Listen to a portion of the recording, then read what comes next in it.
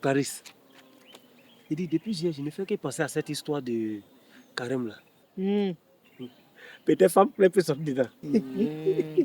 Donc toi, c'est à cause de femme claire tu veux faire. Mais bon, qui suis-je pour te juger? Tu peux mal commencer puis tu as bien terminé, on ne sait jamais où. Je suis fière de toi, c'est très bien. Mais dis-moi, quelles sont les décisions que tu as prises? Depuis ce matin, j'ai supprimé tout ce qui est son dans mon téléphone. Zouk, coupé décalé, Zouglou. Même les vidéos que tu connais. Fabrice, tu as fait fort, hein? Tout est silencieux dans mon téléphone. Tu vois ça? Mais si tu as tout effacé dans ton téléphone là, tu faisais quoi avec ton téléphone pendant ce temps? Je dormais. Et dans mon sommeil, j'ai espéré même que Dieu me parle. Mais on dirait que lui aussi il dormait.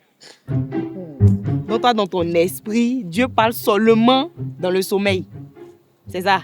Regarde. La Bible dit que lorsque le prophète Élie voulait entendre Dieu, les grands vents ont soufflé. Dieu n'était pas dedans. Il y a le film là, son film même. Dans quel film? Ok, il faut parler. Ensuite, les tornades ont tourné. Dieu n'était pas dedans. Mais il y avait une petite brise légère. C'est dont Dieu lui a parlé. Brise légère là. Il n'a jamais entendu parler de ça. Mais c'est normal, tu n'ouvres pas ta Bible. Sinon ma Bible, elle ne peut pas chercher. Il va te montrer. Jean, c'est toi, tu connais tout. C'est toi, tu connais tout. Un des trois, il met pas ma Bible venir. Un des trois, non, nous, on est des enfants de Satan. C'était pour te montrer le verset. Non. Aïe. Femme qui aime tout le temps Dieu là. Elle ne gagne pas mari. Je comprends pourquoi René t'a laissé. C'est moi, je vais te donner non. Aïe. Fabrice, afin de gagner mari, elle veut chercher quoi dans cette histoire-là? Alors nous parlons là du silence.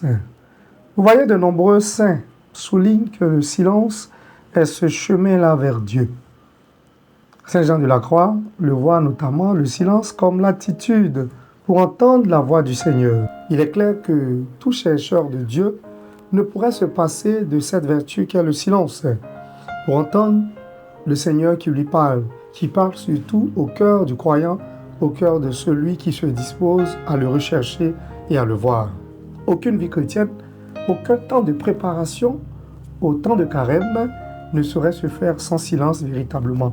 Dont Elder Camara, un saint, en parlant du silence, disait, je le cite, « Quand les mots s'effacent, quand les soucis s'endorment, le grand silence nous plonge totalement dans la paix et c'est à ce moment-là que nous entendons la voix du Seigneur. » Un temps donc de préparation, un temps de disposition à la célébration du carême devrait se faire avec le silence. Un temps de préparation implique obligatoirement une culture du silence personnel. Il faut s'éduquer à faire silence et éduquer nos corps, nos vies, éduquer le silence extérieur, mais aussi et surtout ce silence intérieur.